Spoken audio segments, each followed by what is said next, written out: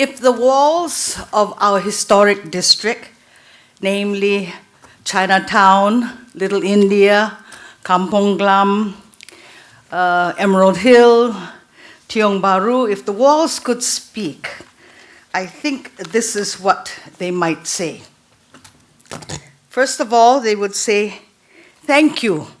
Thank you, URA, for saving whole critical masses of us. Instead of a few isolated buildings, we have streets, we have a whole district. Secondly, thank you also for controlling the urban edge. Otherwise, we'd be overwhelmed and we could never see the sun, and we would be dwarfed by all the high-rise buildings around us. And then I would say, please educate the public that the 5-foot way was put there so that people could walk from one end of a historic district to the other end without getting the sun and the rain. Instead, it's full of people's merchandise and junks, okay? Right. Then I would say, please find a place for tourists and students to wait when they wait for the bus. Because I hear the poor guide saying, hurry, hurry, hurry, you only have a few minutes to jump on the bus, and you must be here or we'll leave you behind. But maybe if we had a nice sitting area or a nice little area where they could join up and then get on the bus, that would be helpful. And then I would say, thank you to Environment and LTA for allowing the street stalls back. Because you may remember the 1980s, the streets were dead. But now full of stalls. And thank you also for allowing us to eat back on the streets. Because so many years we couldn't even put tables and chairs on the road. And then I would say, sadly, gone is the clog maker, the fortune teller, the calligrapher. But then we have new trades that have survived and have come.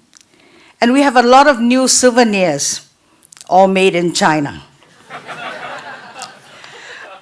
Also, I think, taking Dr. Imran's point, I think the tourist brochures or our own write-ups should include the earlier, richer history of what the other buildings were and the other communities that helped grow these historic areas. It's a wonderful multiracial story. But as I told Dr. Imran, if you don't document the story for all of us to read, then cannot grumble. Okay? The Civic District. I think the walls of the Civic District would say, thank you for saving all of these beautiful buildings. And if you notice, the British built really nice buildings for us. And this footprint, the Padang with the esplanade, can be found in many cities of the world, British colonies, but many of them have overbuilt or have not been able to control building, and they have lost the feeling of the sea and the Padang. And I must say I fought very hard because I didn't agree to that highway that goes from Esplanade across to Clifford Pier. But Thai Ker kept saying to us, if we don't build this road, we cannot downgrade the traffic. And if we don't, we cannot go underground because there's not enough space to run down and run up. So the bridge came, the Merline had to move, and the city, the harbor got severed from the big body of water. But as a result, I must thank URA. Today you have found all these green spaces. You've pedestrianized such large areas. I look at it and I cannot really believe it. And I think we should take a lesson from Didier here because his slides are wonderful. Very often we work on the projects and we forget to take pictures. But now without an iPhone, no excuse. Because you can go click, click, you know. And I think what I see now happening around Empress Place, where all these green patches have grown, and how the car is no longer king, okay? So I think that's a wonderful thing.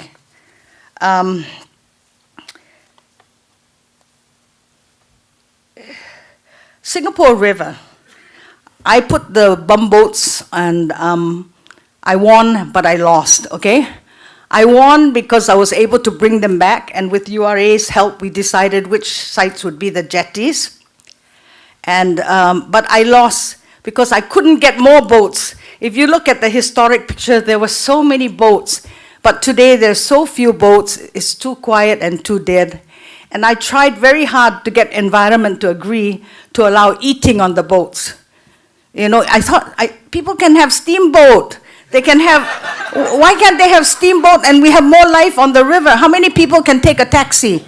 I mean, how many tour groups and how many tourists are there to take these taxis up and down, which means that the number of boats on the river are very limited, unless you can find other uses, like building a museum on boats, bumboats, or like allowing people to eat. Why not a big champagne party on the middle of the river? We promise you we'll wrap up all the plastic and throw it in a rubbish can when we leave, okay? Good lighting. I worked very hard to light the bridges of Singapore River, and luckily during those days everything was dark, so it was easy to do lighting. But today it's harder to do lighting because there's too much lighting. Lighting is like a symphony. If everybody is playing the instrument, you cannot hear anything. So in other words, you need it to be dark so that the lights can be dramatic. So that's an idea. And if I were the walls of a black and white house, I would say thank you for keeping so many of us.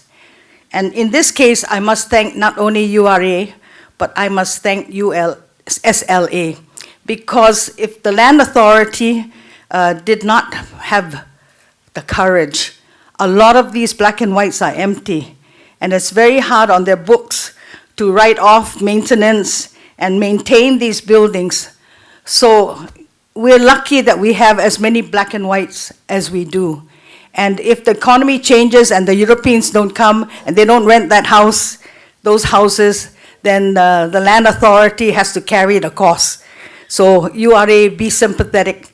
And I wonder if we could have some of them become hotels or charming little restaurants. We don't have the number of expatriates who want to live in those beautiful black and whites. So unless we allow change of use into little boutique hotels or restaurants, I worry that long-term, so many of them will be vacant and empty. And then I'm thinking of a story about the wrong windows. What happened is a few of my friends live in these black and whites, and one day they were talking at lunch. They said, you know, they came and they put new windows, and they're all like very thin wood, or they're made of metal.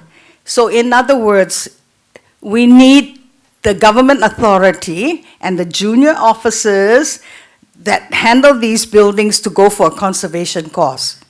That the old windows, even though they're a little bit damaged, if they're thick and nice wood, actually nothing wrong. They have to see it from new eyes. Instead they say, oh, why don't we change it to steel? But it also happened in Tourist Board, where I went through great trouble to make the floor green Kirkstone. So I had the courtyard, I had the building, and I even convinced PWD then to allow me to run it out to the 5-foot way. So we had this lovely green Kirkstone, and if you go today to Tourist Board, the whole inside is shiny white, I think synthetic marble or granite, and it's slippery, and it just chunks out, cuts out one piece. And if all of you have been to the Tourist Board, I painted the door frames like brown timber, like Indian. They got painted white, like the wall, okay? And then we have bird lifts inside. We painted each lift like a bird, and they wanted to cover that over and paint over it too. But luckily, there was a staff protest, so the bird lifts got kept. The Indian wood carvings of the door frame become white, and the flooring is white, like you see in every shopping center. Okay, but anyway, this is I don't know if it's personal taste or it's a different way of seeing things. Huh? So again, conservation courses, please. URA for all the staff that maintain these buildings, give them a free lunch, invite them for a talk, get somebody like DDA to explain how wonderful these thick old windows are, they're made of wood that's seasoned, and etc., okay? Change of use, I already mentioned if more could become hotels. I mean, look at Dempsey. If we tried to keep Dempsey as a official government buildings like the British had their military, or we tried to keep them as offices, it would not be what it is today. So I hope that someone will look at these clusters of black and whites, and I hope they will look at Changi, because I think Changi has a whole cluster of beautiful buildings, but it lacks life. So maybe this can be part of your agenda. Now, I'm going to talk about ministers. When Jin mentioned ministers, you know, we all had different ministers at one time, and some of them were wonderful and some of them were scary. There was one minister who said to us, you can put up whatever you put up, but if you put it up, I'm going to kill it. So we all know, shut up. Then we had another minister like Richard Hu. As soon as there was a fire in Chinatown, we said, oh my gosh, how to save Chinatown now? And he came out with this statement, we must expedite this lifting of rent control so that more buildings can get restored and saved. I said, oh, I love him. So the other day there was a question about Raffles Hotel, which why does the back mimic the front? Okay, I was going to be a coward and not answer it, but since, I don't know if the person who wrote the question is here today, but maybe I can explain what happened. In the 1980s, Raffles Hotel was a famous tourist attraction, and they would come by the busload, and they would buy everything they could, souvenirs with the word Raffles Hotel on it. So when government pushed for the restoration of Raffles Hotel, it was Pete Wimberly, the famous architect who designed Arcadia, as well as the garden wing of Shangri-La. Pete said, you know, all these tourists, first of all, if you restore Raffles Hotel, there's not enough land to build a place where all the tourist buses can go, okay? And you don't want to go the route of Manila Hotel and Oriental Hotel, where you have a tall building block to support the old hotel. So he was the one who came up with the idea. You build a replica, I think the question used the word mimic. You build a mimic of the front at the back so that all the tourists can go there and not interfere with the old hotel. So that was the intention there, okay? But I must say something about the management of Raffles Hotel, because if you look at Fullerton Hotel, they have captured the soul and they have captured the feeling. I'm afraid Raffles Hotel did not and has not. Okay. I think there's conservation and there is conservation. Okay? If in Singapore eyes, I sometimes wonder where we are now. In other words, do we really study what was originally there? And do we respect what is there? And do we then adapt it to new living, but without killing the spaces and the feeling? I believe that it can be done. You can hide all your wiring. You can put in your modern toilets. But you don't have to make 4 floors out of 3 floors. You don't have to get rid of courtyards. The courtyards were there to bring sun and light and to dry up the humidity. But if you look at during the early days of conservation, when I had learned from DDA, what happened was I tried to keep that, as Pete Wimberly said, keep it simple, stupid, okay? So I tried to keep it simple. But I noticed that a lot of young architects in Singapore were not really happy with that. They wanted to get it out and they wanted to make a statement with that space. So you end up with a swimming pool, but I don't know where you get the sun. But anyway, the swimming pool in the middle of a shop house. You end up reconfiguring the steps, and today's building code is such that your staircase is going to run all over the building. So very few have that old conservation concept. And I think the day will come when people will, but there are very few Dr. Gay Mins in the world, in Singapore, who really respect the building the way it was built. Okay. I'm thinking of rain and sun through the courtyard. Okay. The roof pitch designed so that enough degrees that the rain can run off.